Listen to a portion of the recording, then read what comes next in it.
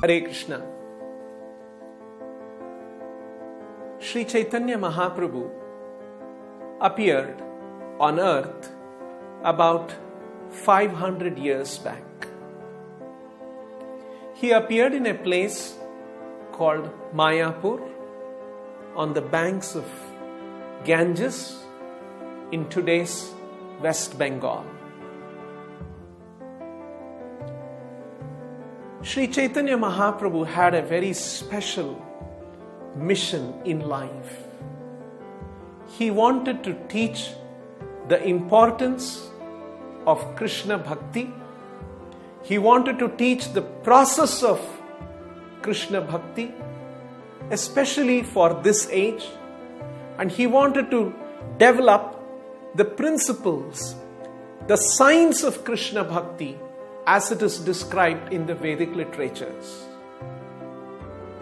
And he wanted to teach the process of bhakti by chanting the holy names of the Lord. He was born in the evening, and at that time there was lunar eclipse all over India. And it was the practice of the people in India at the time of lunar eclipse to go have a dip in a holy river and chant the Vedic mantras for purification. So even in that place where Sri Chaitanya was born in Mayapur in Navadvip, hundreds and thousands of people of Navadvip and Mayapur, they were all taking bath in the Ganges, chanting the Vedic mantras. And all over the subcontinent of India, people were taking bath in the holy rivers and chanting the Vedic mantra. And it was at that time Sri Chaitanya was born. In this way, in the act of his birth and in the act of his advent into this world, Sri Chaitanya Mahaprabhu heralded the message of Sankirtana, Harinama Sankirtana, for which he appeared in this planet. Later, he became well versed as a scholar in Sanskrit, in Vyakaran, Tarka, Nyaya. He became expert in Sanskrit grammar, logic, and rhetoric. He was known as Nimai Pandit in the town. And at a certain point in life, when his father passed away, he went to Gaya to perform the rites on the occasion of his father's passing away. In Gaya, he met a great devotee, Ishwarapuri, who initiated him. And that meeting of Nimai Pandit with Ishwarapuri was a turning point. From that point onwards, Nimai Pandit would show symptoms of ecstasy simply at the utterance of Krishna's name. He would be thrown into raptures of ecstasy on hearing Krishna Nama, Harinama.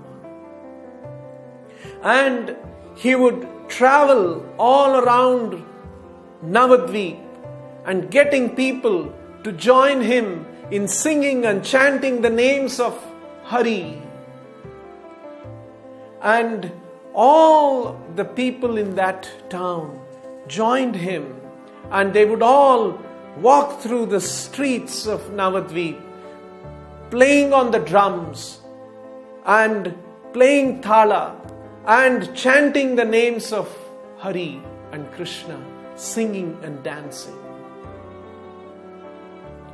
And at a certain point in life, at about when he was 24 years, he took sannyas. he had a young, beautiful wife and an old, loving and affectionate mother. He left all these very pleasant circumstances in his family and took sannyas simply to further spread the message of Krishna Bhakti to the people. After he took sannyas, he became known as Sri Krishna Chaitanya, and he traveled to Jagannath Puri and he stayed for the rest of the 24 years in Jagannath Puri. He also undertook a journey to the different places in South India, which lasted for about 2 years. He came down from Jagannath Puri, went to Rajmandri, further came down to Tirupati, then further he came to Srirangam, then further down to Rameshwaram, and then to Kanyakumari. Then he traversed northwards, coming to Tiruvattar, Tiruvananthapuram, Varkala, Guruvayur, and came all the way up to Udupi, and then to Pandharpur, and then he went back to Jagannath Puri. Wherever he traveled in South India, from village to village, he got people to chant the names of Hari and Krishna. When he met scholarly Brahmanas, he had discussions with them, impressing on them the importance of Krishna Bhakti and that how everyone should participate in the chanting of the holy names and surrender to Krishna. Later on, Sri Chaitanya undertook a journey to Benares, and from there to Vrindavan, the place most dear to the devotees of Krishna. And after that, he returned to Jagannath Puri and he stayed in Jagannath Puri till his 48th year. During his last years, Sri Chaitanya Mahaprabhu displayed symptoms of extreme ecstasy of Krishna Bhakti. He lived in thought and remembrance of Krishna and chanting the names of Krishna, hearing from the Srimad Bhagavatam. He had no idea whether it was day or night. He forgot his hunger or thirst. He was simply in deep ecstasy, remembering Krishna. He would see the ocean in Jagannath Puri, and seeing that water and the river flowing to Jagannath, to the ocean, that would remind him of Yamuna, and that would throw him into ecstasy. Calling out for Krishna's name, he would jump into the ocean.